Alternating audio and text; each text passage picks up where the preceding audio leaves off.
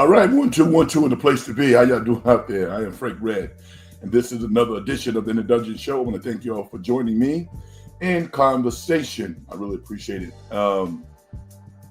We got a real cool show to do. There's a lot going on in the world of sports. We're going to talk about the intersections as well between sports and life, and had an opportunity to review a movie also that I'll talk about a little later. That I was really taken by. My voice might be a little raspy, and you might go, well, why is that, Red? Because basketball season has started, and we had a couple of practice games. I coach a girls team of preteens, 11, 12, 13-year-olds. And I love it. I really do. And it's different in some ways because I've coached boys and men for a long period of time. This is my third year coaching these really talented young ladies. And we have a good team. I really like the talent level, but I like what I think lies ahead down the road, their ability to get better. And I know they will. But there's so many different parallels between coaching at the youth level and coaching adults and seeing what's happening in the NBA with regards to the Warriors and so many other teams. And I just take a step back and I laugh, and I laugh to myself. The most important thing is not about the game. It's the little things. It's having empathy for one another. It's working together. It's teamwork. It's having pride. It's why we love team sports. It's why we love the NFL. It's why we were all captivated by what we were watching today when we watched the LA Rams versus the Chicago Bears. I'm going to say at some point, unless you're a Rams fan, the needle was tilted 85-15 in support of the Chicago Bears. And Matthew Stafford once again showed why he's that dude. Because if the ball's in his hands late, more times than not, he's going to come through.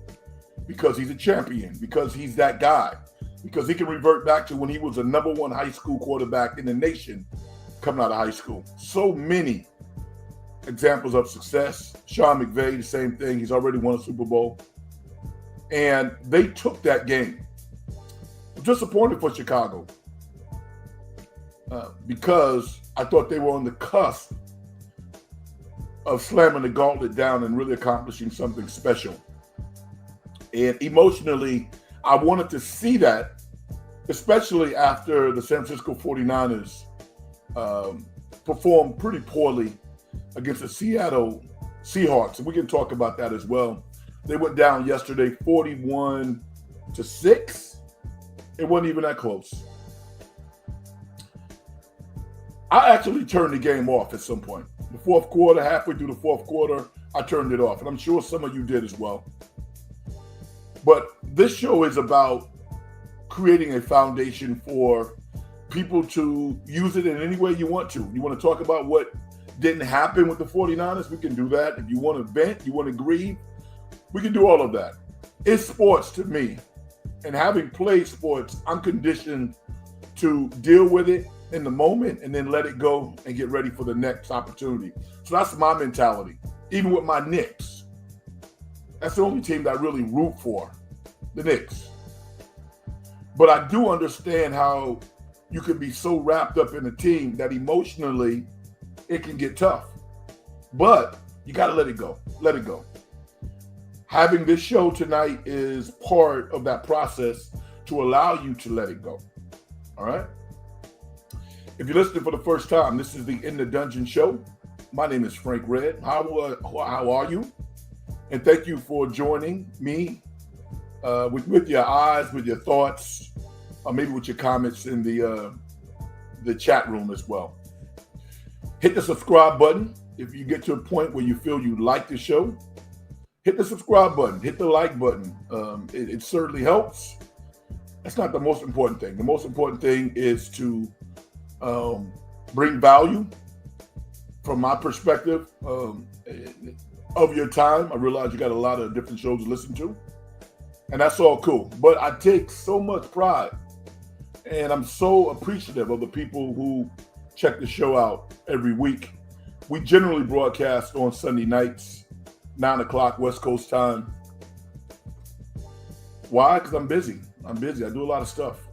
So I don't have as much time to lock in. Occasionally you'll find me on a different podcast.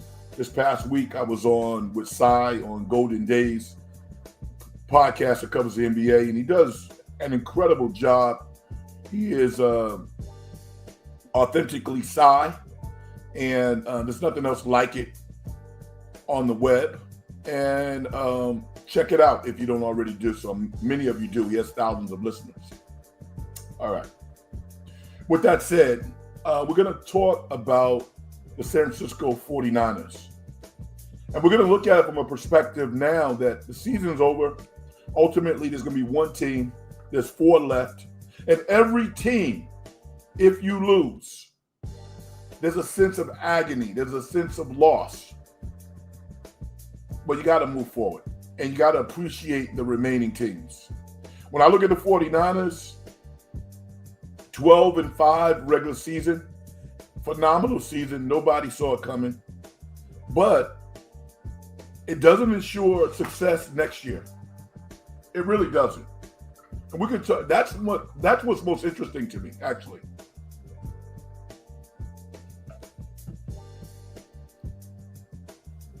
A lot of moving parts.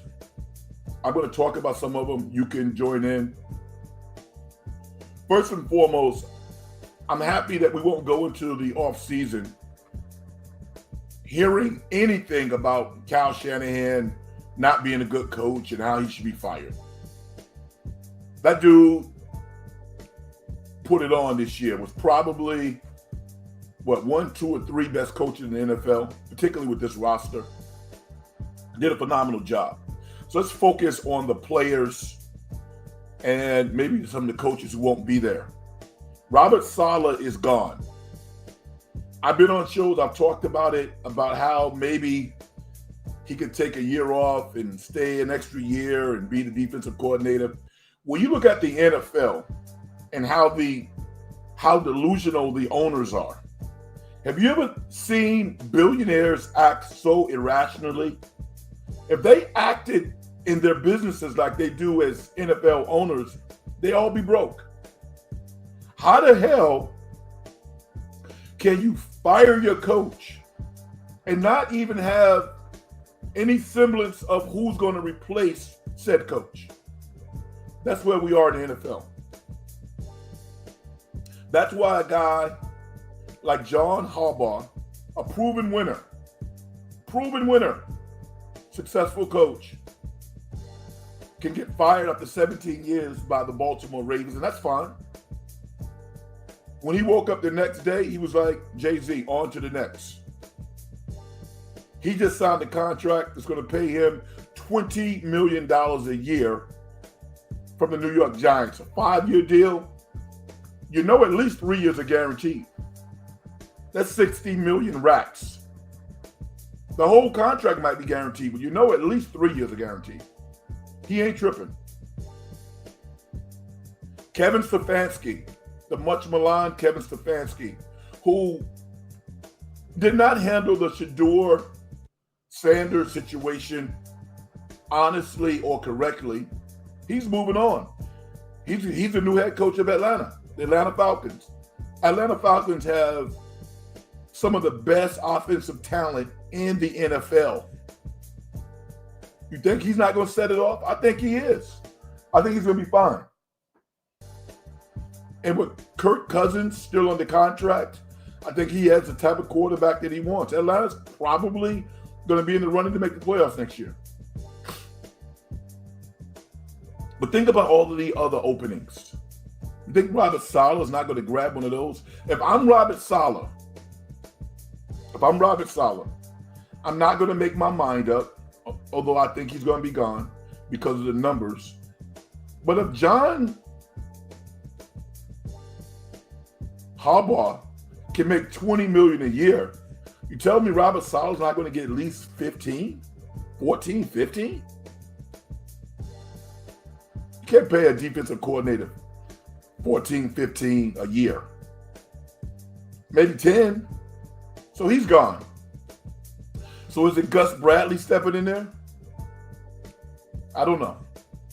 But Robert Saleh is taking all the Band-Aids with him. Okay?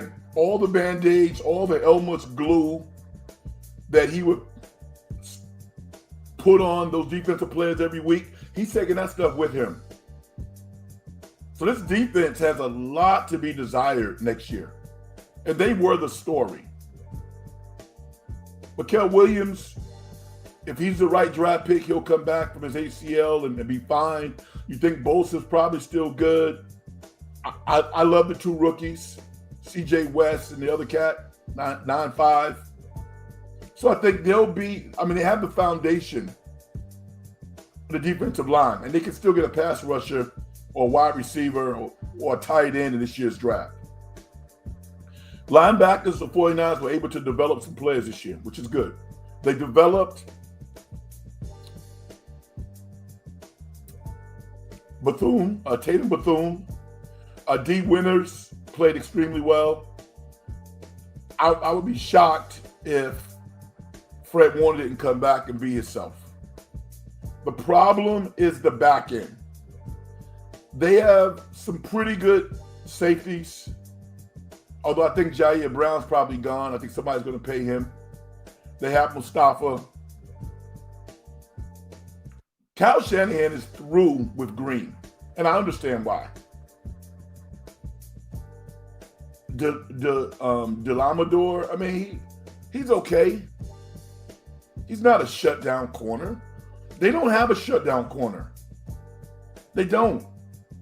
Which is why when they play teams like the Rams or Chicago with potent offenses, those teams would never bother deep against the 49ers. Never. So they got to make sure that they have the right defensive coordinator. Maybe that's Gus Bradley.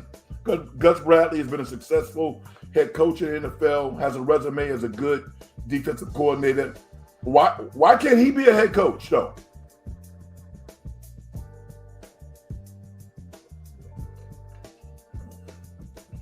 Offensively, a big question mark. We don't know. As good as Christian McCaffrey is, and he's still good, he's small, he's courageous, but he gets hurt. He's 29 years old. What does he have? 2 more good years, maybe? He's a Hall of Famer. Yes, he is. But I wouldn't go into next year thinking, this guy's going to give me 17 games this year like he did last year. He had a phenomenal season. But you got to think about an exit plan for the next couple of years. George Kittle is banged up. I love George Kittle. George Kittle's 31, 32 years old. He gets hurt. Ricky Pearsall is fragile.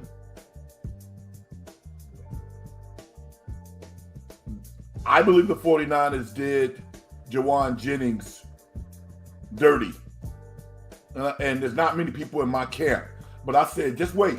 Jawan Jennings went out and had a phenomenal season. Could he come back next year? Yeah. But it's going to take probably a 3-year, $50 million deal with about $35 million guaranteed. That dude is a number 1 receiver. I don't want to hear about his 40 time.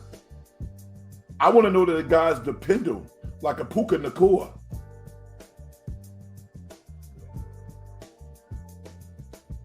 When Stafford is in trouble, where does he go?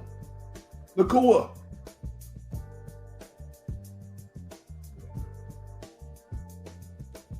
They got to bring Jawan Jennings back. They have to. So there's a lot of question marks with regards to the 49ers. Kyle Shanahan's going to be back. I believe in the organization, so put the thing together. Take pride and some solace in the fact that you played in what was probably the toughest division in football. The two remaining teams in the NFC are both from your division, Seattle and LA. The 49ers beat both of those teams once this year. So they had a good year. But it's a year-to-year proposition. That's why people love the NFL. Also the betting. But literally, you can go from being the Chicago Bears to all of a sudden being the shining light in your division. They had a phenomenal year. Didn't finish it, but they had a great year. You want to talk about the 4 remaining teams? We can do that. The New England Patriots go to Colorado to take on the Denver Broncos, who will be without their starting quarterback, Bo Nix. Stidham, who was very capable, good quarterback.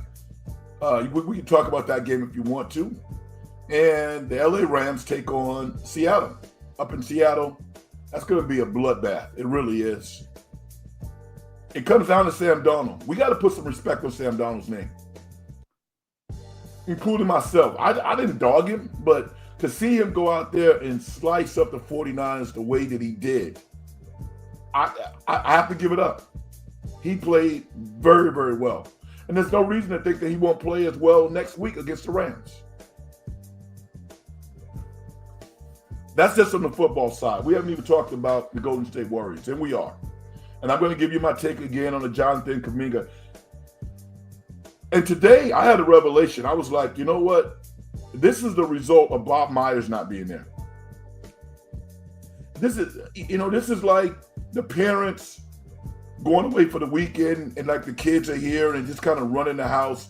I mean, could you devalue a player more than the Warriors have Jonathan Kuminga? And now you want people to trade with you after you fleeced so many organizations? Monte Ellis, Bogut, DeAnthony Russell, for Andrew Wiggins. I can go on and on. Nobody really wants to do business with the Warriors to the extent that they don't want to be embarrassed. They want some get back.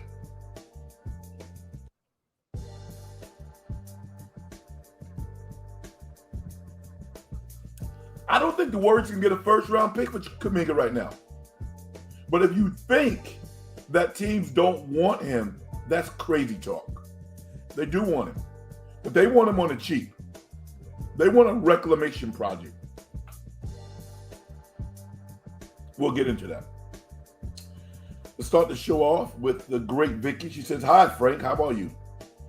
Physically, I'm pretty darn good, Vicky. My voice is a little raspy at this point for the reasons that you know about.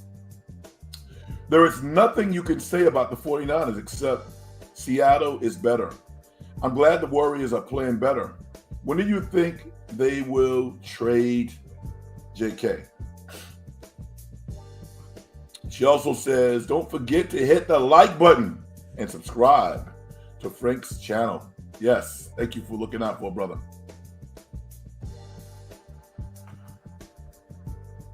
Draymond had no right to trip your player. Not cool. Yeah, I mean, we know Draymond. Frank, I am screaming this from the heavens. They need O-line help. 49ers. Yeah, you know what? In the arsenal of Draymond, oh no moments, that was pretty light, but still on brand. And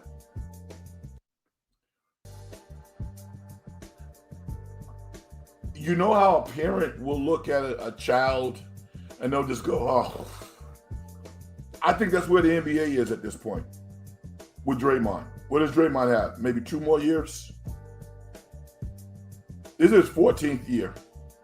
It's remarkable that he's played as long as he has, as well as he has. And I don't like to see stuff like that. That's the type of stuff you really tell little kids not to do to show good sportsmanship. But in the course of things that have occurred, that was probably pretty light. But I get it. The 49ers do need offensive line help. But guess what, Vicky? They don't draft offensive linemen in the first round. They don't. So I'm going to ask you all, if you're the 49ers with your first and second round pick, what do you do with it? What do you do? Now, this is an organization that has had tremendous success drafting all-star caliber players later in the rounds. So what's the best way to get bang for your buck in the draft at the top of the draft? The easy answer is corner and defensive lineman, but it's tricky. You don't know. They drafted Mikael Williams last year. It looks like a real talented guy, but you don't know. I would love for them to go out and get a legit shutdown corner. But I don't know if they can draft that guy. I don't know.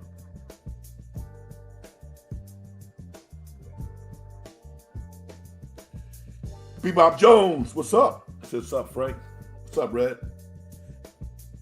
I'm chilling, brother. What's on your mind? Okay. Go Niners still.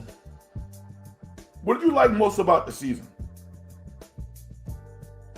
Their resilience, their fortitude, them being miraculous, Brock Purdy signing a big contract, shutting a lot of people down about whether or not he could play.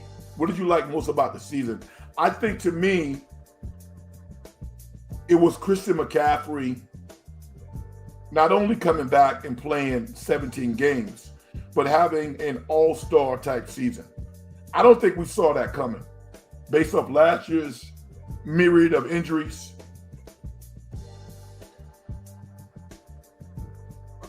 I wasn't sure.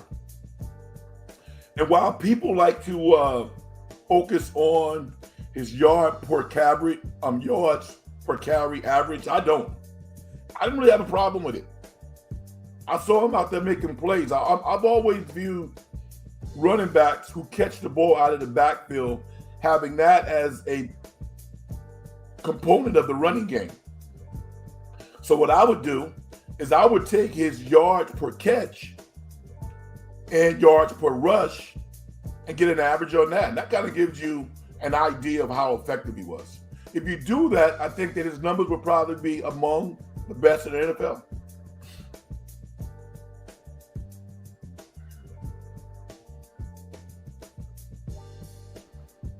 What's up, cuz? Hi, Frank. Hey, Frank. Do you believe that if the Warriors do not trade Kuminga by the deadline, that it's a sign that Kerr would not be back next year? That's an interesting take.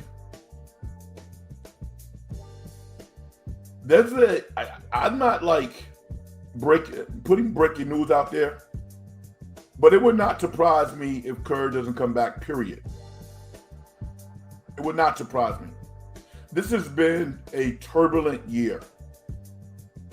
Kerr has made comments about how he doesn't believe that he's coached the team that well. Now, again, I think that was Kerr's kind of persona, to be kind of a little passive aggressive, all shucks, golly gee type. This dude is locked in when it comes to coaching the team. And I think he's doing a pretty good job based off personnel on the floor. But his Kevin Stefanski type vehement take on Kuminga, the way that Stefanski was with Sanders, might be to his detriment, because he does not own the team. He coaches the team. And the owner, Joe Lacob, who is just as decorated as Steve Kerr when he walks around his friends and other NBA owners, he can't like how this scenario has played out. The silence is deafening. Now, I've always said, and I'll say it again, as a player, you are responsible for your play. And there have been times in which we could surmise that Kuminga's body language and how he played was kind of a message to the coach. Well, no, I'm not going to do what you want me to do. Kind of like a truculent child. We've seen him be immature. Do I believe that his actions warrant him not playing? No, I do not. Part of coaching is taking on everybody's personality. When I hear Steve Kerr talk about how Pat Spencer and Guy Santos is the reason why Kuminga's not playing, I just shut it all off. I go, this is personal. This is not real. And we've seen it before. I believe internally there's a lot of conversations, and I'll give you some examples. Somebody had a coming to Jesus meeting with Brandon Podzinski. All of a sudden, he's talking less, playing pretty good basketball. But who's playing over him? Moses Moody. This is Moses Moody's 5th year. How many people watching this program right now don't believe that Moses Moody could have done what he's doing right now after year 3? Why was he being yanked like a yo-yo?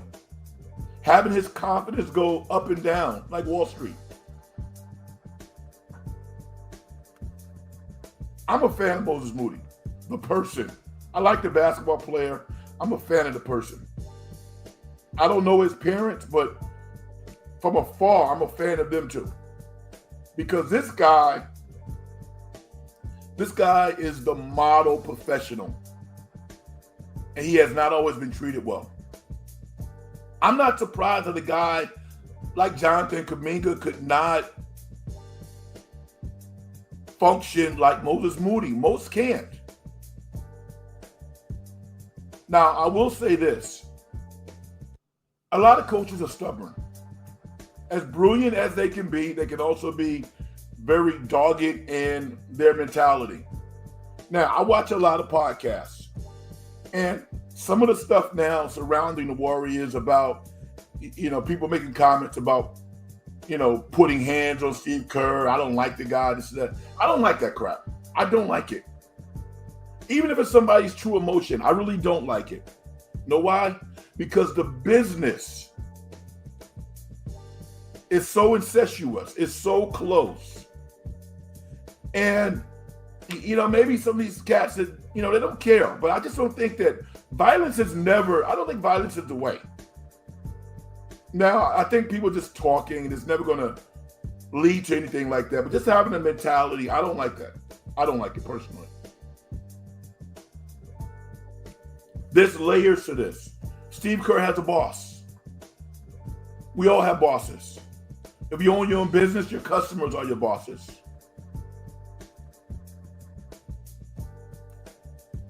What I don't like about the Kuminga deal is how can you literally, particularly with a guy like Mike Dunleavy Jr., who was not a demonstrative personality as a player. It wasn't like, I don't think he has anointed him, has risen to the point where people view him as one of the best general managers in basketball. How can he pick up the phone and kind of commandeer a deal for Kuminga? Unless somebody wants to, give him a fair one. They want to do business with him because of relationship. But how Kuminga has been handled? If I am an opposing team, I'm saying to myself, this dude could be an emotional wreck. Like the second baseman who can't throw the first base anymore. We don't know what Kuminga's going to look like. I'm hoping the best for him. I think he'll figure it out, but we don't know. That was done by the Warriors. I think Terry Stotts is a guy who the Warriors like. I'm not saying that they want him to be the coach for the next 5, 10 years. I'm not saying that, but I think that he's kind of a corporate guy, kind of a system guy, has had some success. If Steve Kerr decided he don't have a contract for next year, if Steve Kerr decided that this is it for him, and Stephen Curry has decided that he's going to play X amount of years, I could see Terry Stotts having a job for a couple of years. It's not the worst thing in the world. It would not surprise me if Steve Kerr doesn't coach beyond this year. It would not surprise me at all. Do I think he should be fired? No. I don't believe in firing people. That's not my deal. Do I think that he has botched this Jonathan Kuminga deal? I do. Yes. Why? Because of his ego.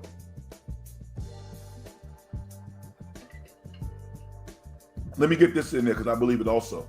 Do I think he's a brilliant basketball coach? Yes, he has. Yes, he is. He's a brilliant coach. Look at what Kerr is doing with the guys he's running out there. A lot of people might say, well, the Warriors are winning, but they haven't played anybody. I mean, that is a bunch of bull. With the exception of Atlanta, teams that come into Chase generally have a problem because their role players, for the first time, the starters and the role players are all playing well at the same time. That's hard to do. They beat Charlotte. You think Charlotte's not a talented team? Very talented. They're just learning how to win. They don't know how to win, but they're very talented. There are no bad teams in the NBA right now. There are teams that know how to win and there are teams that don't know how to win, but there's no bad teams. Now, I'm going to say this. I watched the Lakers against Portland last night. In my lifetime, I have never seen LeBron James look worse. I mean, LeBron James looked like the golfer who can still hit the ball, but he can't walk the course anymore. So he's looking for the cart because he can't walk the 5-mile course anymore. But if you put him in front of the ball, he can still whack it pretty darn good. Take out a 7-iron,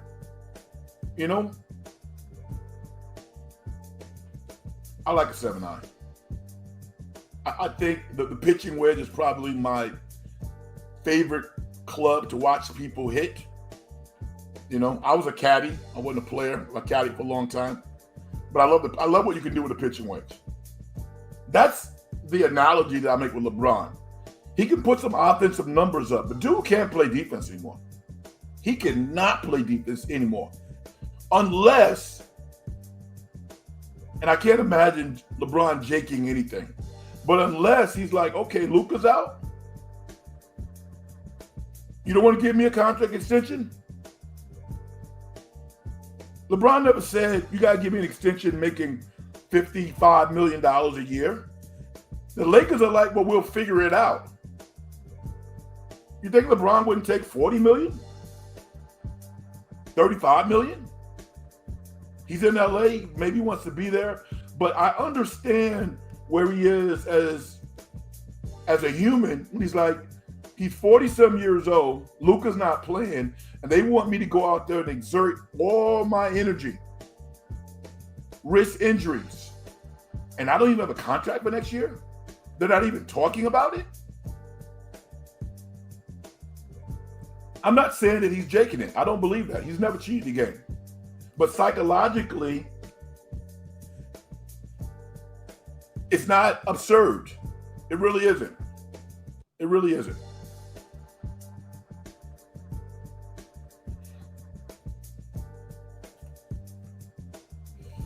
Bebop Jones, Brandon Ayuk, get us dirty.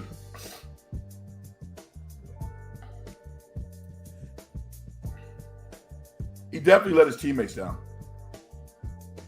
He definitely let his teammates down. Did he do the organization dirty? I don't know.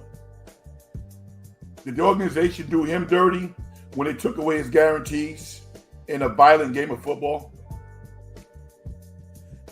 millions and millions of dollars gone. That's a deeper discussion. Did he let his teammates down? I think he did. If you're an athlete, you get to that level, I don't care what level you are. I'm still friends with people I played with in high school. I have their numbers. We might not see each other for 10, 20 years. It does not matter. That bond is there. Guys I played with in college, bonds are there. And maybe some people on the 49ers are still cool with our youth, but I think there's some people that's like, nah, man, I'm good. Because at the end of the day, it's still a game. I always root for athletes. I'm hoping that Brandon Ayuk can salvage his career and go out and have some moments. You know, because a lot of people feel that he can't. Did he let the organization down? That's more of a tricky conversation. And we can have that conversation. Did he let his teammates down? Absolutely. No doubt about it.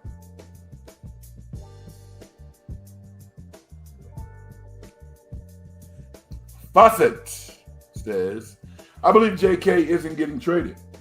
If there was a deal out there for Kuminga, it would have happened already. I don't disagree with you. I don't disagree. And I'm going to tell you why. Number one, Joe Lacob is competitive as hell. Joe Lacob actually knows basketball. Joe Lacob knows that his coach doesn't have a contract. He likes Jonathan Kuminga. And Mike Dunleavy Jr. knows if he doesn't come out on the right side of this trade, he's getting fired. Fired.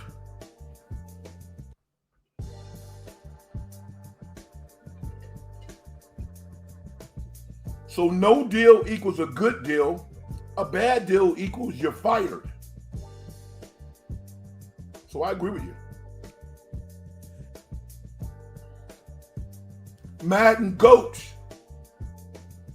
What is up? Thank you for stepping in the dungeon. How you doing? 49ers look like a high school team. I agree with you. And I think that's why Shanahan was livid last night. The only thing that you control as a coaching staff is to make sure your players are ready to play. Was Seattle a better team? Yeah, they were. Could the 49ers have beat them? Yeah. Yes. You give up a 97-yard kickoff return the first play with this anemic offense against really good defenses? That was terrible. They should have put 14 on the board. Not 7-0, 14-0. No Kittle. Slow wide receivers.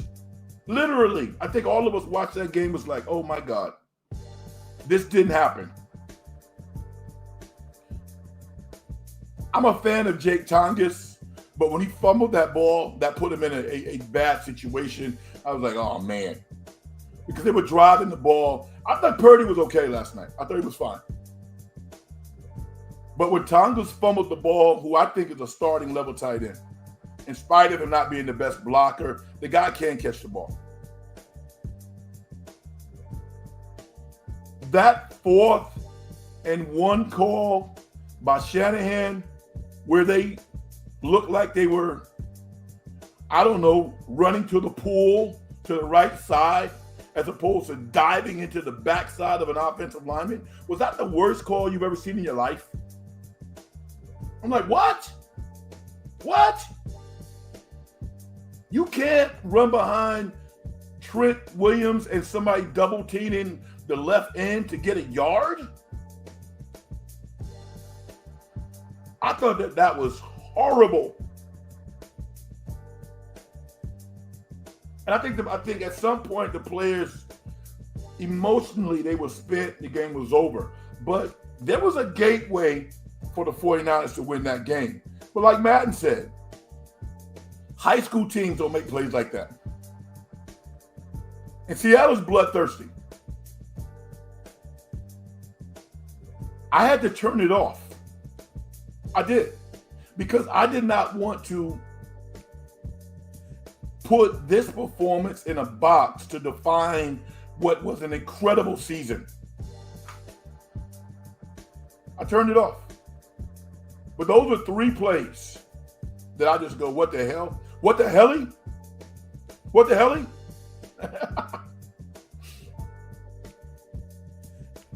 My man Keys, what's up, my brother? How you doing?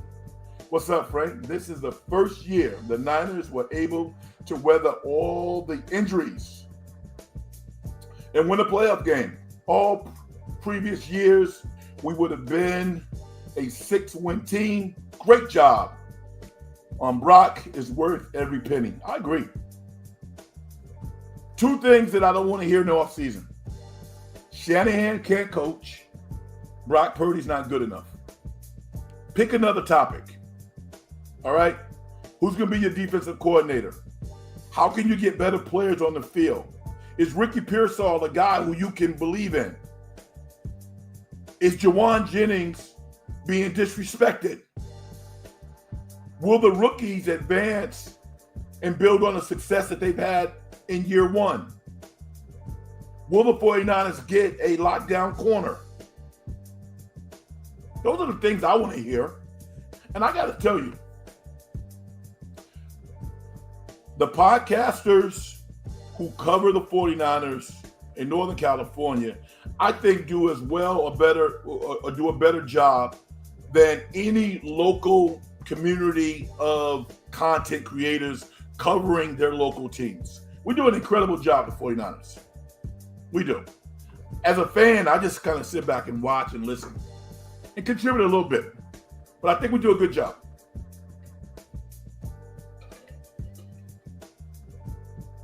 But I want to hear those conversations. Brock Purdy can't play. Kill that. Shanahan can't coach. I don't want to hear that. I don't even want to hear people beating Brandon Ayuk up out the door. It didn't work. It's not working. He probably doesn't feel as bad right now because the 49ers didn't win the Super Bowl. You know?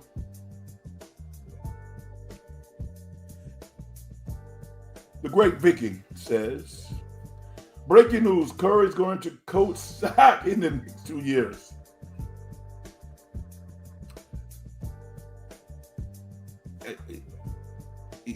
Vicky, if you said San Antonio, I would lift my glasses and go like this.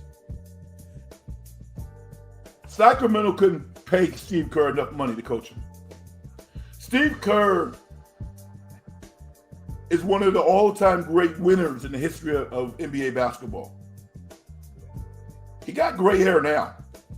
He's not going up there to get more gray hair to coach those Caps. But it's funny.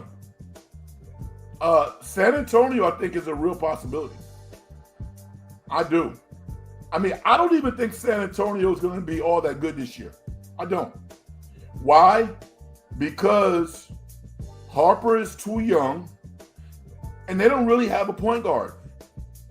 It comes down to half-court execution. Wembanyama is excellent. He's awesome. But he's young. And he can disappear. They're not a mature team.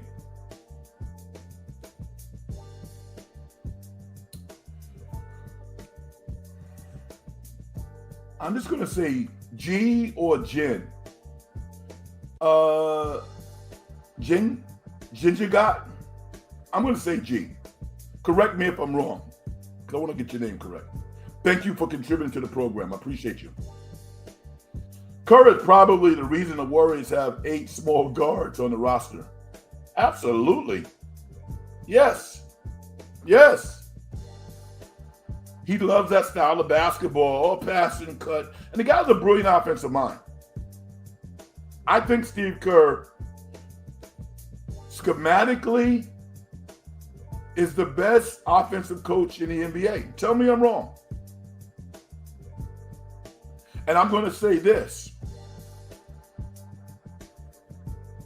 Well, I was going to say that Billy Donovan is the most fun coach to play for in the NBA.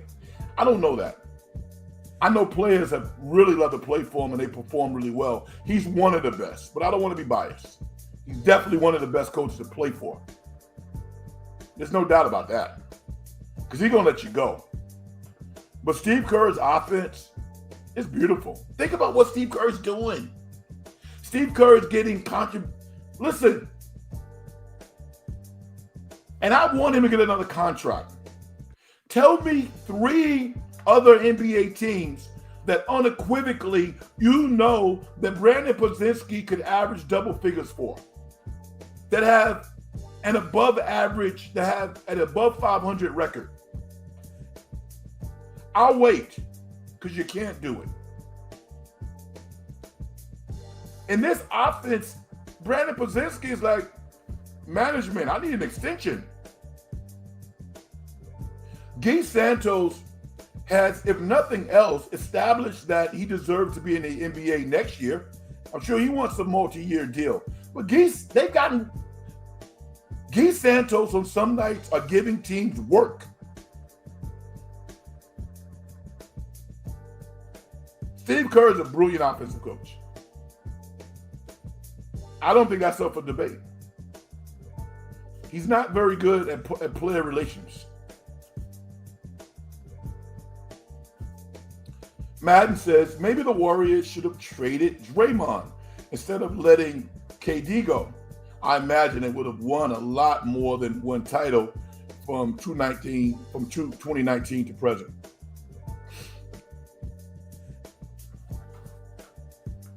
Well, it's an interesting theory. What I will tell you is that they won another championship after they let KD go. So, Draymond is a lifer. You know, Draymond's one of those guys. He's like, you love him when he's on your team. And because he's won so much, Draymond has one of the best plus minuses in the history of basketball. Stone cold winner, the consummate team player. His basketball IQ is unmatched.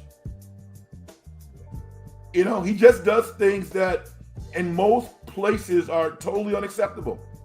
It will get you in trouble. But basketball-wise, I mean, I'm sure this guy can go into a corporate room among fans, students of the game, and probably some sycophants also, and just, I mean, regale the entire crowd about a myriad of things, basketball included. That's how brilliant the guy is. KD, on the other hand, I mean, we all marvel at KD's talent. But until KD wins a championship outside of the Warriors, he's still a champion, still an all-time great, but he's going to be viewed differently. That's a fact. The great Kobe Bryant not only won 3 championships as the, quote, Robin to Batman with Shaq. He was like, Shaq, get the hell out of here. We don't need you. Get out of here. He took a group of talented players and won 2 more championships. That's why Kobe Bryant is viewed as one of the all-time GOATs. Kevin Durant's not done that. Kevin Durant has not come close to that. It is what it is. It has nothing to do with how great he is as a player. He's an incredible player. Presumably, a good guy, a great guy. I know he loves hip hop. I love that. I wish he would latch on to one of my songs. Let the world know about Frank Red's music. But that basketball thing, he has to deal with that. It's why Stephen Curry is so revered. Whatever Stephen Curry needs to do at that particular time to get to the finish line, he's willing to do it.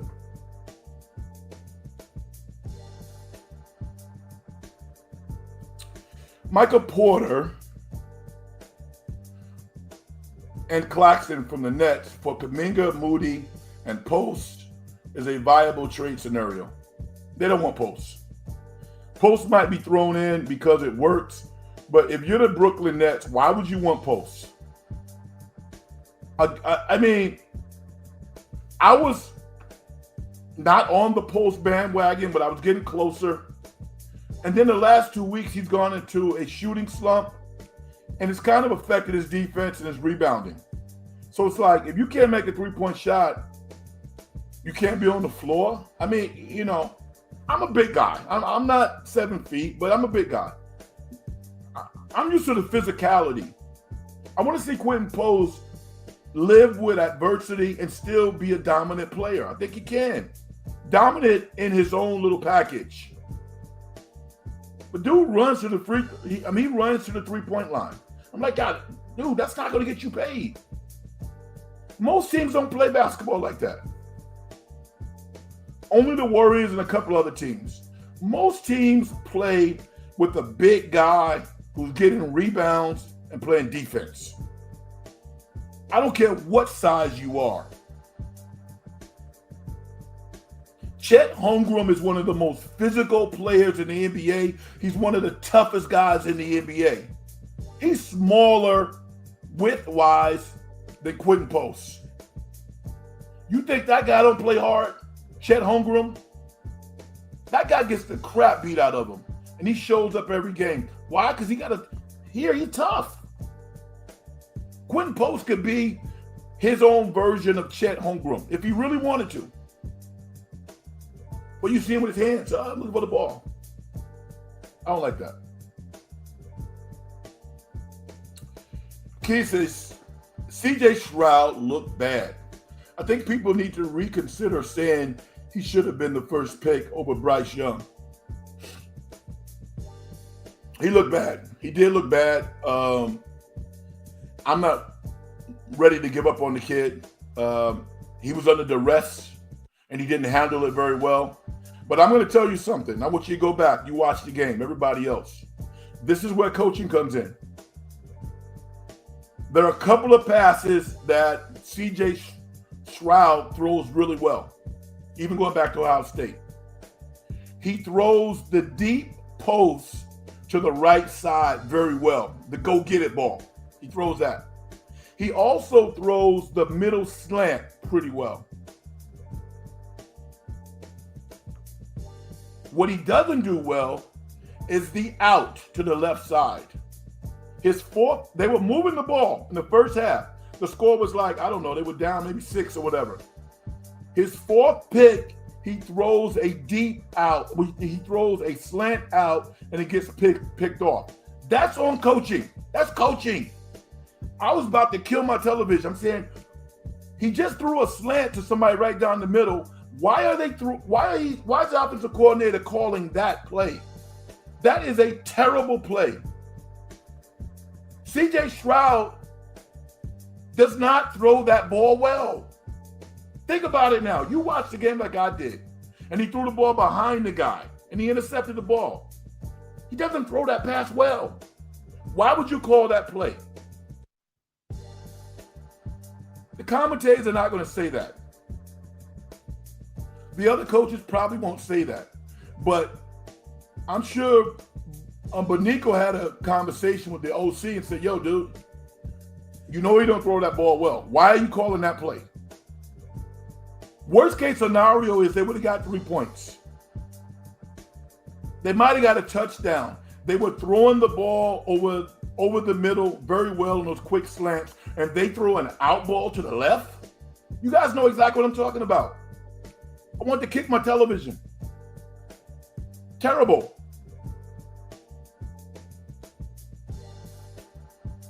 Bebop, what do you mean? That is a lot of money. I'm not quite sure what you mean. Key says, I hope Denver pulls off the upset.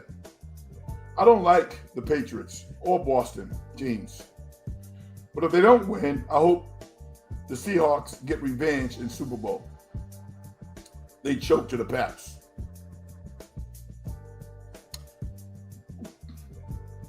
Something tells me that's the Super Bowl, Keith. I think it's going to be New England and Seattle. I think that the Rams have been miraculous. A little bit too much. It would be a storybook ending for Stafford to win his second Super Bowl at 37, retire, and find a nice, cushy chair to sit in behind a console on some big-time network and expound on football while making, I don't know, $10 million a year, seeing his beautiful daughters every day and his wife, probably Fox. I don't think that's going to happen. I think it's going to be the Patriots and Seattle. And for some reason, I see Sam Darnold just crushing all the demons that he had to experience as a football player at the professional level and walking off as a champion this year. That's what I see. Bebop says, thank you, Red. Thank you, brother.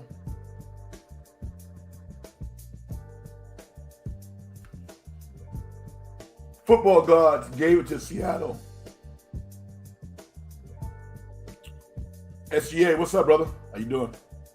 TG, my guy. Big Frank Red, that's right.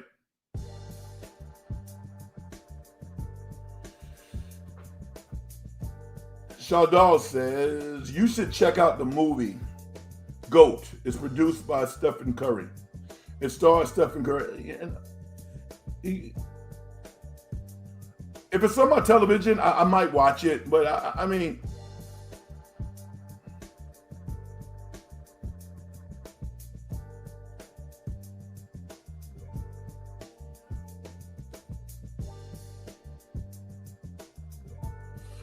Bassett says, Mark Daigneault is up there as far as offensive minds go. I would agree with you, but let me say this to you. And I don't mean to, once again, cozy up to my guy, but who did Mark Daigneault come up under as a professional coach? Billy Donovan. That's all I'll say. Mark Daigneault has more than established himself as a professional coach. He's a champion, but he did get his start under Billy Donovan. I'll just say that. As the G League coach of the Oklahoma City Thunder.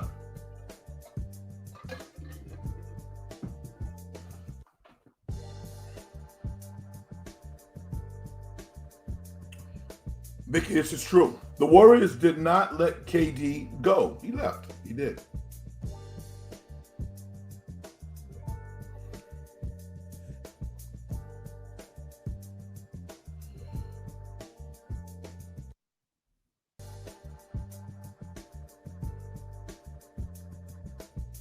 Vicky says, that's why I think if Kerr went to SAC and won a championship, he would be considered the best coach in the NBA.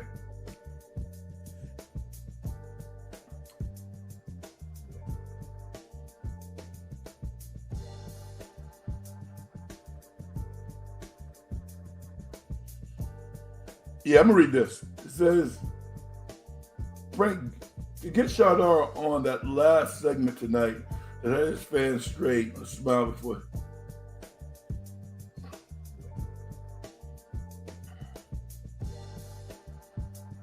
No.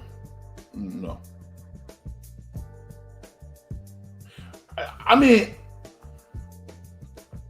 let me say this about Shadar, and let me say this about everybody.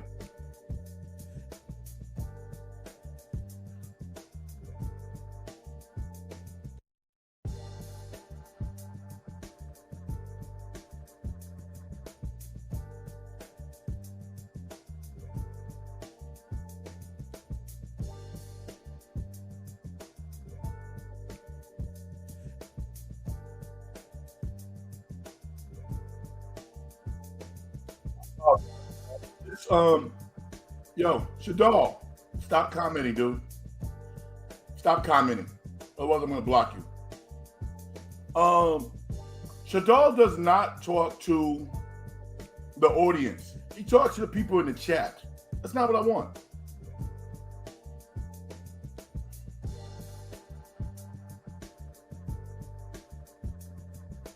Yeah. Do your own show, dude. And I'm gonna say this also. I don't censor people. You can say whatever you want to say, but I mean, a lot of times the fandom stuff I don't get. F Seattle. I mean, come on, man. I don't like that crap. My man Harry says, where do you have Giannis playing on February 6th? I'm assuming that's the end of the trade deadline. I mean, the only place where it even makes any type of sense for Giannis to go are the New York Knicks and the Golden State Warriors. That's it. That's it. Logically, the Knicks work even better because they have the assets. If Giannis truly wants to be out of there, and I read something a couple of days ago that says he needs to be traded within the next couple of weeks. I think to be eligible for the Supermax or something like that. Maybe I'm wrong. But the Knicks have any combination of Cat Towns, Bridges, Hart, Anunoby, maybe a first round pick future. They could get that done. If you're Milwaukee and you get a Cat Towns who's a legit all-star, and you get a Bridges who is not an all-star but a good, solid NBA player, and I think they could even probably squeeze Anunoby, who the Knicks love. We got a chance to watch him a couple of days ago against the Warriors. That dude is tough, man. But I think to get Giannis, Milwaukee could say, listen, we want Anunoby and we want Cat. I think the Knicks will do it. So if they're going to trade him, I think he's going to be in New York.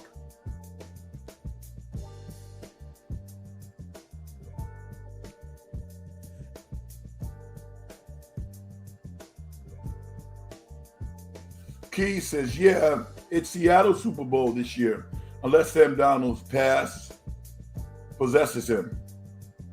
I would agree. We keep waiting, and people keep saying it, and all he's doing is just balling out. Bassett says, would you be interested in bringing in Ja Morant to the Warriors? Absolutely not. No. Mm-mm. I hope the young man lands on his feet. Maybe landing on his feet is in Memphis and goes and having him go nowhere, but not the Bay. No, I think there's too much stuff that's happened that you really can't make excuses for. I'm not saying, go look up things that the guy has done that has put him in a bad light. This is Northern California. This is the Warriors. No, I hope Miami seems like it might be a good place for him.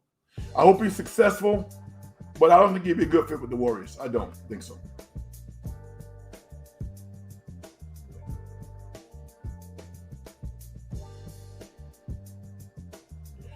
Aussie Rules. How you doing? He says, hi, Frank and all. Late to join.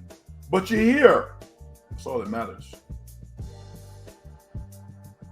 Vicky says, I don't like the F word either. I don't like that crap. Now, I don't like it because, there's no, real take attached to it. It's not like I haven't said a curse. I know what a curse is. We all do.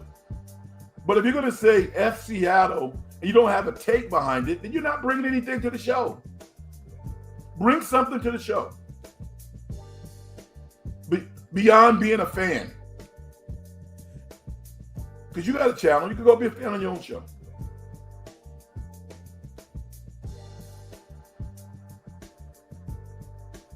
Bassett, this is funny, but it's not funny because it could happen.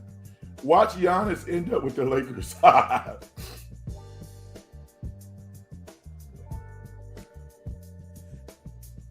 TG says, Vicky, you have been by far and away the #1 Frank fan on this chat. Appreciate your comments. You keep it real, like Frank. Wow. Yeah, Vicky's awesome. We all know this.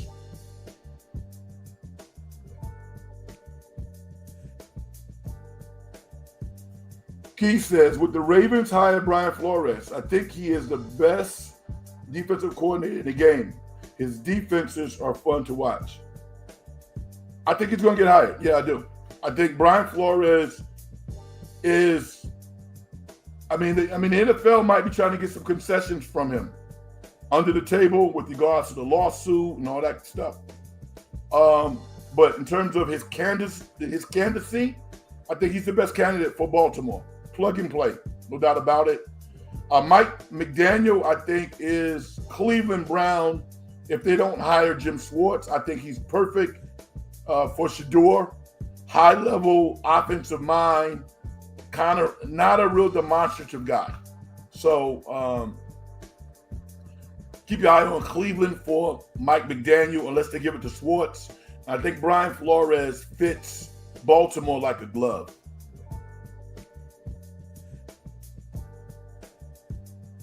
My man Harry says the Warriors don't have the assets to obtain Giannis. Maybe they could get one of his brothers. I agree with you. They don't have the assets. Vicky says, please, God, don't send Giannis to the Lakers. Aussie Rules says, Seattle, New England rematch of one of the greatest Super Bowls ever. Or Pat Rams renewed Boston, LA rivalry. But watch Denver surprise everyone. Just because Sean Payton is a bragger, I don't want them to win. He's a brilliant coach. Super Bowl champion, but talk about a bragger. I don't want Denver to win. Not yet.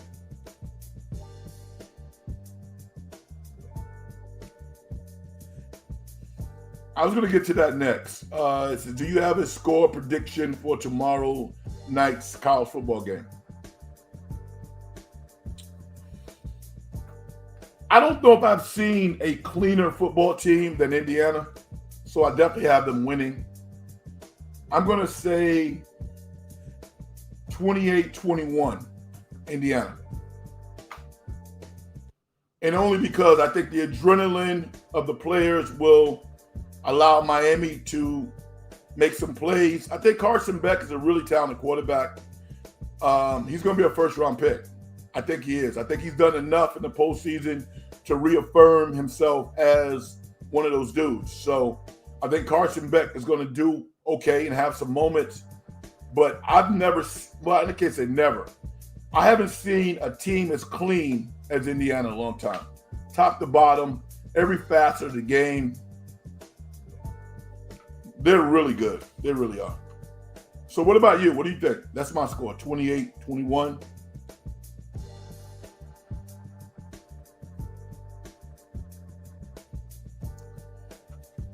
I was laughing to myself because I'm asking you guys a question. Do you think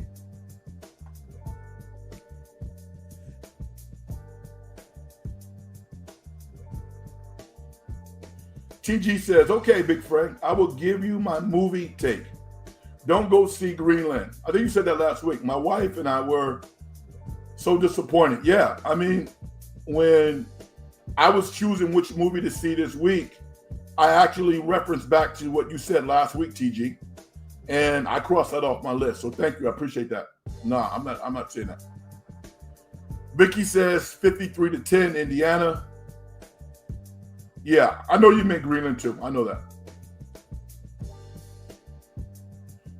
Harry says, do you think you could post up Krug?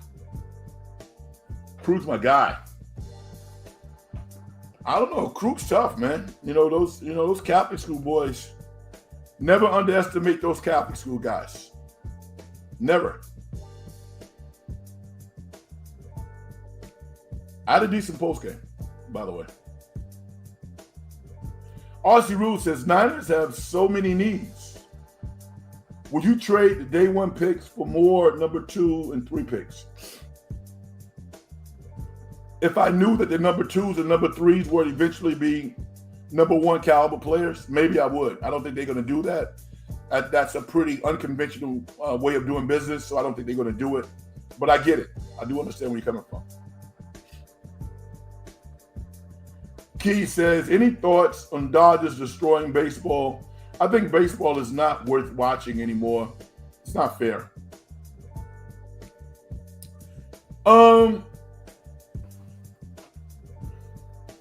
Emotionally, I'm really not attached to baseball. I like it. I play baseball. I don't think the Dodgers are destroying baseball. I don't. Is it fair? Hell no, it's not fair. But you understand why, right? I was watching something a couple of days ago, a listing on the radio, I don't remember. But it basically said that until Major League Baseball, if it has a true national program that distributes money equally, baseball's never going to be fair. Because the Dodgers Time Warner deal can pay it some ridiculous number, over $400 million a year in local TV revenue. So they got a lot of money. Now, give the Dodgers credit for this. The Dodgers get players to sign, and the contracts are structured where there is a lot of deferred money. You know this. So for them to get Tucker, and Tucker, I like Tucker, but he's been up and down. Seems like a lot of money for somebody who, was he, 280 hitter, 285? Good player. But Shohei is the guy. Shohei is the guy. And Betts, what are we going to see from Betts this year? I love Mookie Betts, but Mookie Betts had a down year last year. So when I see the Dodgers spending money, I don't think the Dodgers are destroying baseball. I think the Giants are cheap. That's what I think. The Giants is one of the organizations that makes money every year. You're literally in one of the best sports markets in the world. San Francisco Bay Area. They're never at the top of the heap in spending. Why not? I have more problem with the Giants than I do the Dodgers.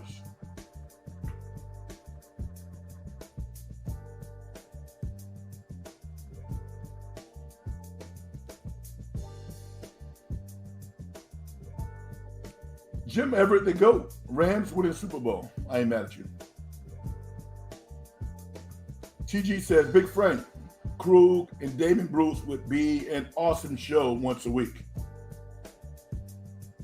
I agree with you. And, Krug and I have been friends for decades, right? I mean, like real friends.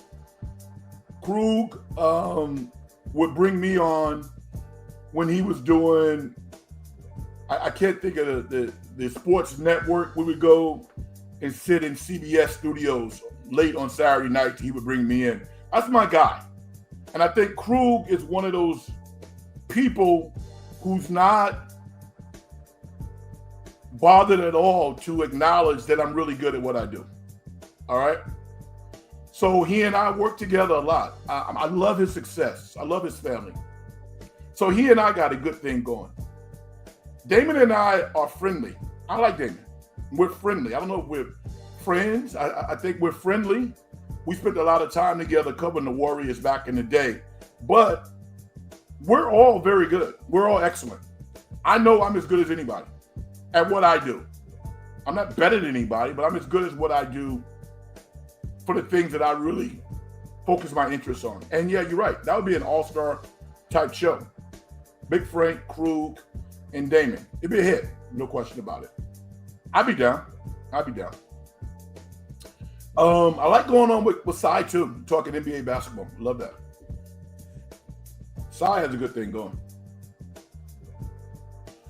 Aussie rules. Take on WNBA situation, not collective bargaining agreement. I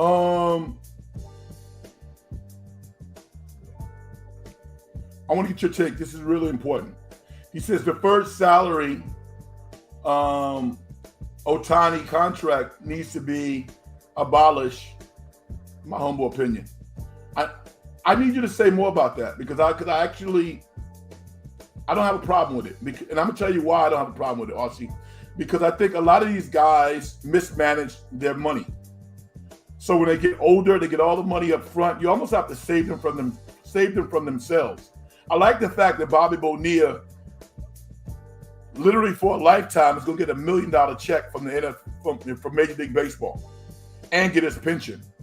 So a responsible person who can manage all of that money, and there's no reason to think that you shouldn't be able to find somebody to help you do that. I get that.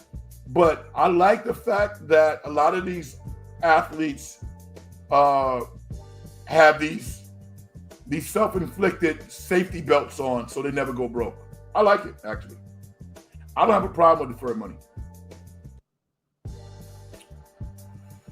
Are you looking forward to the Winter Olympics? Absolutely. Yes. Yes. Okay, I got a take on this too.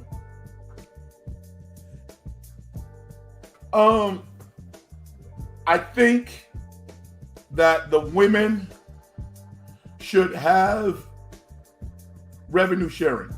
I do. To simply raise their salaries to a point where it seems respectable from being atrociously out of whack is a good thing. But why shouldn't the players who are playing not share in the growth of the WNBA?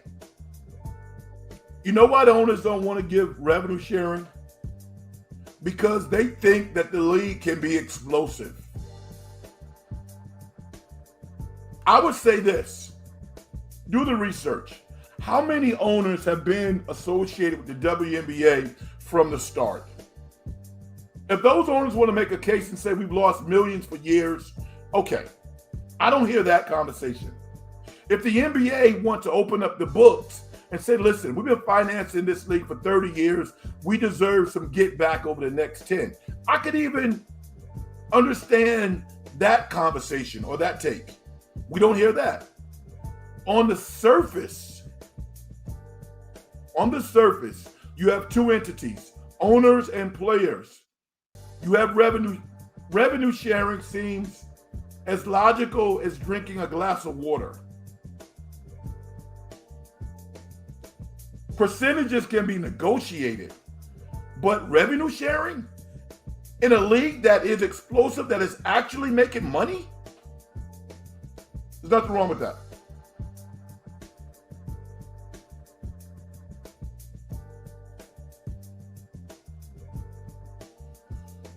Laugh out loud. Sigh high as he said, sigh as high as a kite. You know, it's funny. We've never talked about Psy's history with weed, if he has one. I don't know. I know he loves the Warriors. He's amped up. The great Vicky says, because the Giants, because the Giants bought and built all that property by the ballpark, they have more money than a lot of teams. You're right. They're the cheapest team in the league. Yeah, they are. They bother me. San Francisco Giants, from a business perspective, I don't like how they operate. Now, hospitality, how they treat the media, chef kiss. Every time I've covered the Giants, it's been an incredible experience. They know how to run a business. It's looking more and more likely that the WNBA is not going to start on time. That could be the case. And I don't know if that'd be a horrible thing for the players, because they got to get this deal right. They have to. This league is explosive. There's never been more star players. I think 16 is a good number. That's the right number of teams. You look at the NCAA, there's more and more stars coming into the league. The markets are there. This is a real business. This is a real business. And as a result, the players just need to get their fair share. The players need to get as much money as they can in revenue sharing to take care of some of the former players who are no longer playing now. They need to find a way to start a pension system to take care of those players. It's not about just the players now. It's about the former players. They need to devise a system. The NBA, Major League Baseball, maybe the NFL, they have some really good systems to take care of former players.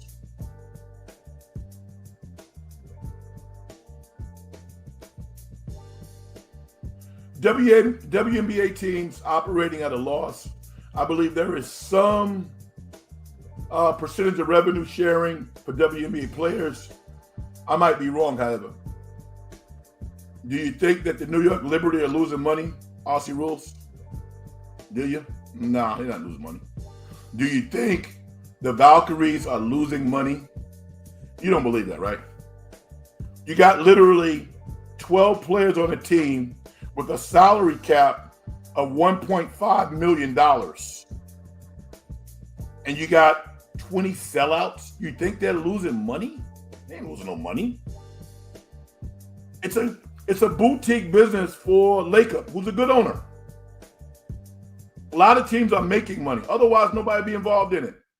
Why is the gentleman who bought the Connecticut Sun willing to pay $350 million for a team that he doesn't think he can make money from?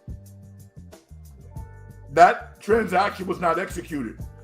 They actually are probably going to sell that franchise to the Houston Rockets owner down in Houston.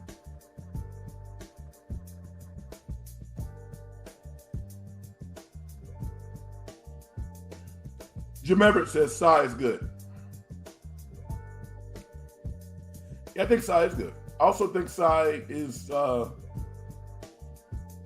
understanding what he needs to do to continue to build his brand. All right. I'm going to talk about a surprise choice for me. I'm going to review HAMNET. And I'm going to tell you why.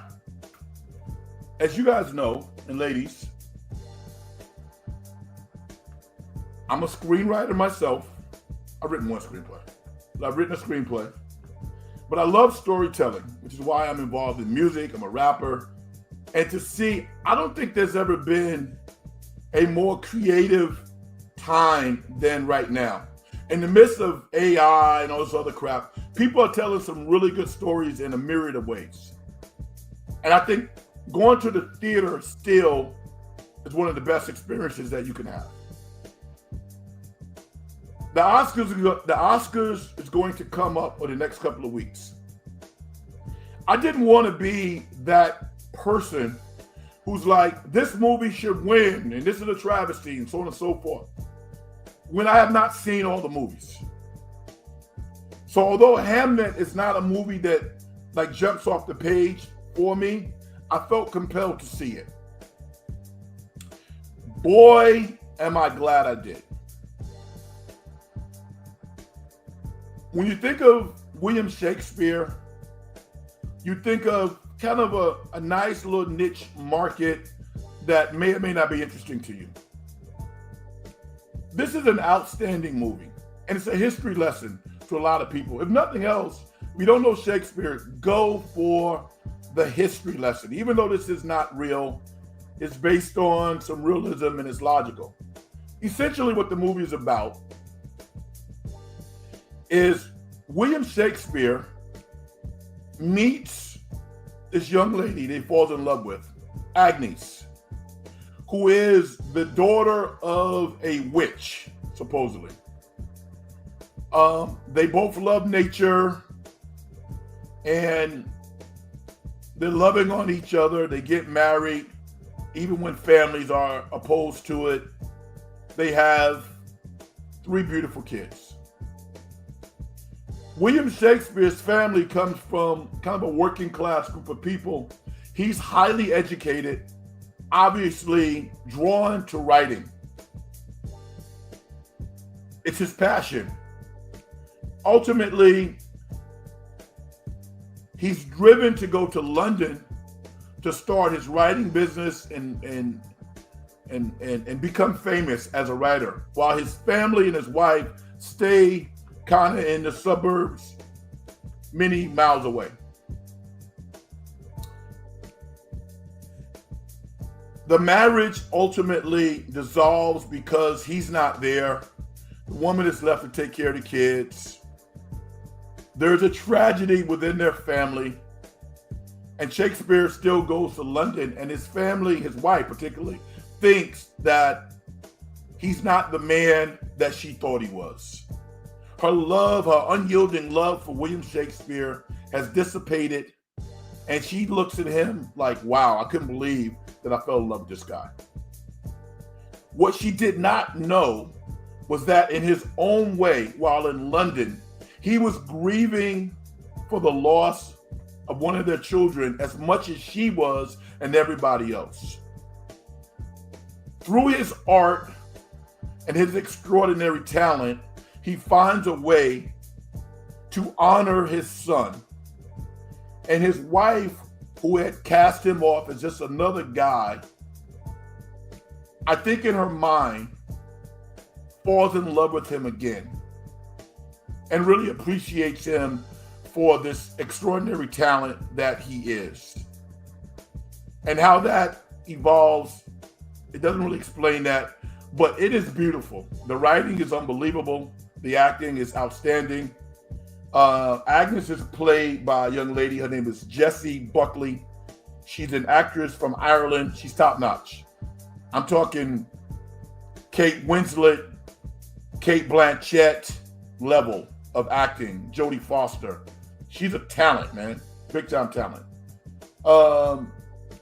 Paul Mescal, who was in the most recent Gladiator, he played William Shakespeare. He's also very good. He's excellent.